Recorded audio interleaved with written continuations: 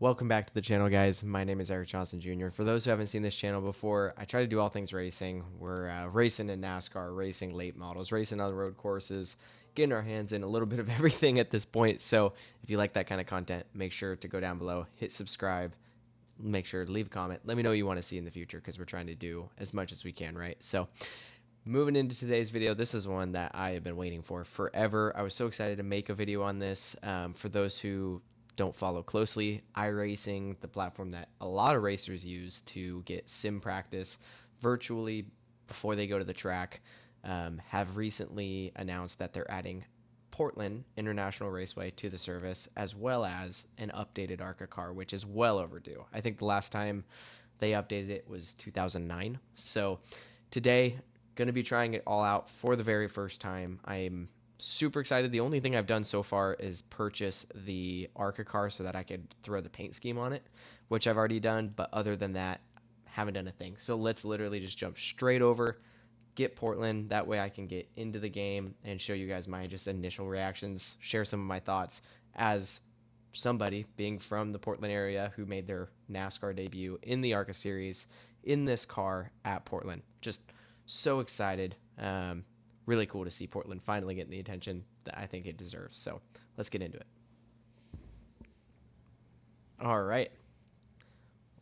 First off, just loading in. It is so cool to see. I'm so used to seeing this in real life. It's crazy how accurate it is. I mean, I climb those stairs all the time to go over on the opposite side of the bridge and teach, doing the driving school and SCCA weekends. And it's just so cool to see the signage, POA up there. Our partners, proud partners of Pacific Office Automation. It's cool to see them get the recognition on here for this because they do sponsor the Xfinity race. Initial reactions here. Everything looks pretty normal. One thing I wanted to see, which I'm not actually seeing, which is quite surprising unless I'm missing it. We do allow bump springs now in ARCA, which I'm not seeing anything about that here. Spring angle looks to be new. That's cool. And this slope, I don't remember that. Yeah, but bumps don't seem to be included. So that's just a little interesting right off the get-go.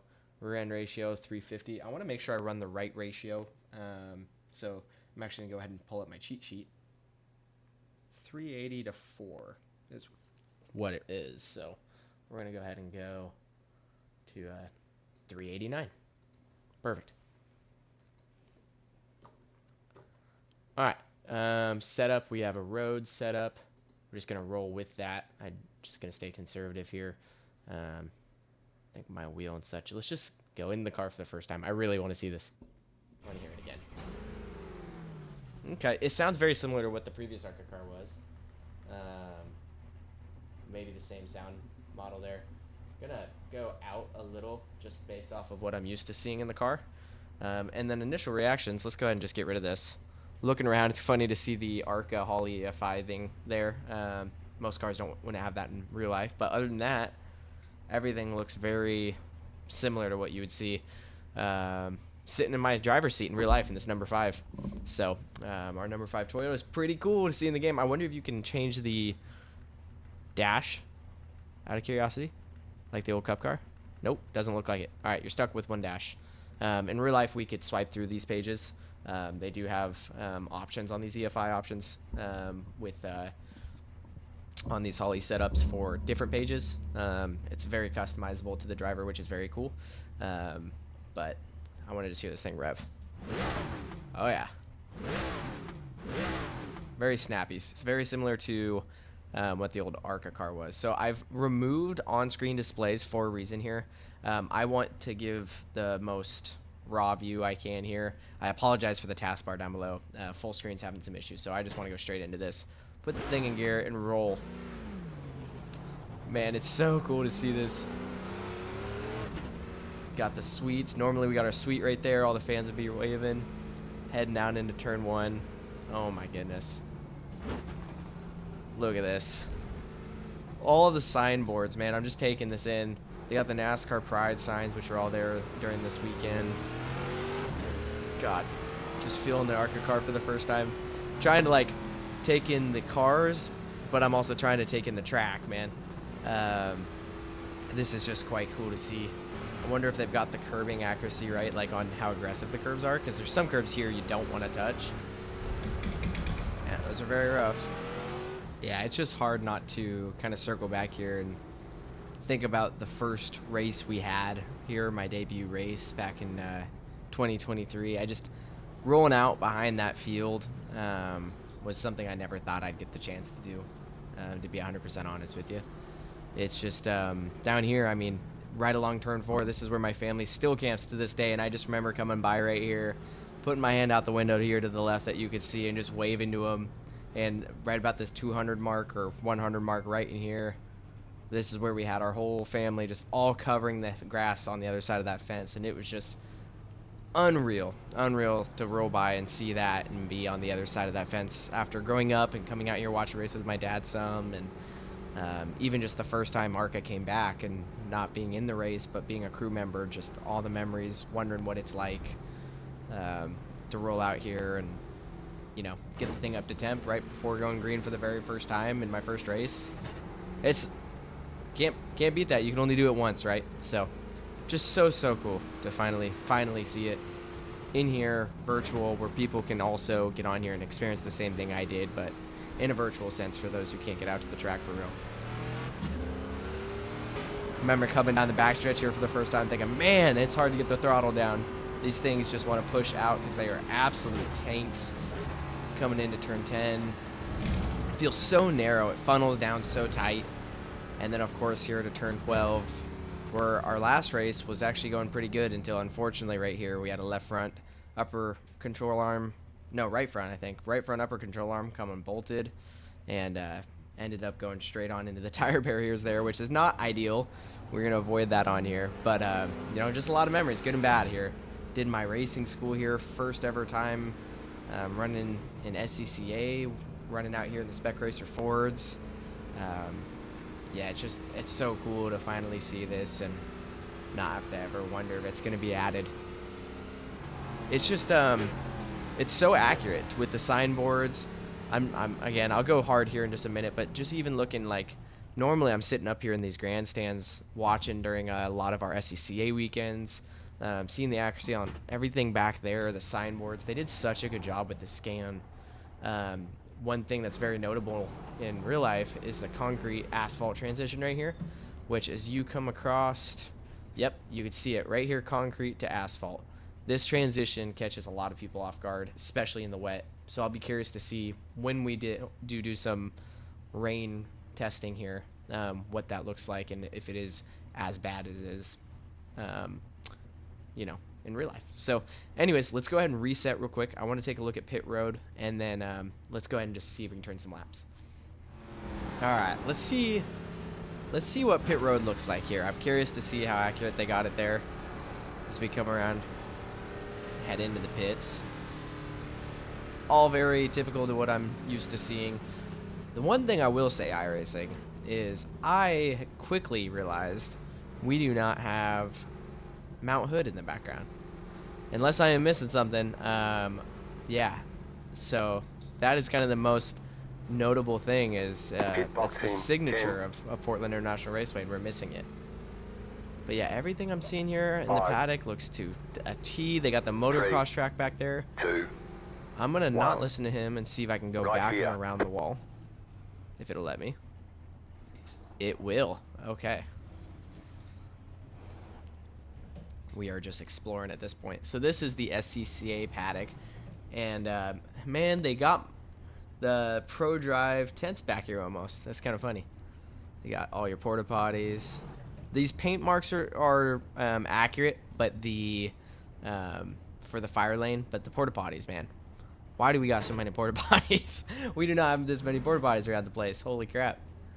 It's for all the fans, I guess, man. Down here is where you typically enter. I just wanted to drive to the end of pit road. But these buildings here, this is your bathroom. Oh, that is the wall. Okay. Invisible wall found. But the building straight ahead, that is the bathroom. Accurate. Over here to the right, this is actually typically set up for sponsors, so that's not a permanent structure, but it's cool to see that they have that for the larger events. Yeah, it's cool that they allow you back here, because this is all very, very accurate. Looking at to the right, we got the motocross track back there, off of the right front windshield here. This is our scoring tower up ahead here that they use for all SCCA events and NASCAR scoring. Let's see if it lets me go further back. Right here. No, that's where your wall is. Gotcha. Okay. But I'm going back to where's turn 12. This wouldn't be typical. But as I turn in here, this would be normally used for a lot when we have an overflow of cars for a weekend. They get dumped out here into this back pit, and we use the drag strip that's used weekly. I believe it's Wednesday nights that they use the drag strip, but back here is where we would put those additional teams behind the fence. Now let's see if it lets you go on the drag strip. It does. Very cool. Okay, so this here is where we would stage for the school or for drags or anything of that sort. ARCA has pitted here behind to the left. You got the scoring tower, the Rose Cup room to my left, which is very cool. This is here is where we'd put all of our students for the race schools, and they would launch out of here. So very, very cool to see that they allow you to be back here. They say you cut the course. Very cool. You have to slow down and give up the time gained. Alrighty, well, let's go for a full speed as I can virtual lap here on Portland. Set ourselves up into the S's. Roll as much momentum as we can, setting up to our lap here. Nice and easy into 12 and hard out.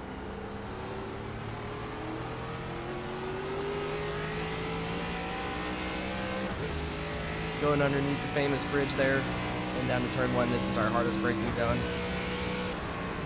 Hard down through the gears. Go all the way to first right now. Really aggressive curbing.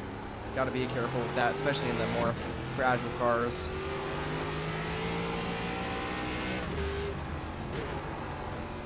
Our roll here through 4.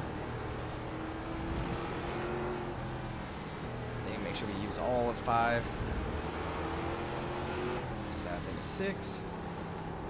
Trying to wrap that curb, not kill the tires coming out. Now here, setting up for the longest stretch. Doing everything you can to carry speed out. Hard down the back stretch here. Let the car naturally float out. And bring it back as we come down into the funnel.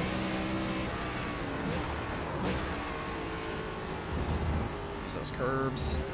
Car to rotate. Set up square, brake, off the brake, let it roll. Pick that throttle up hard and straight as we can. To the wall. So awesome, man. 15.627.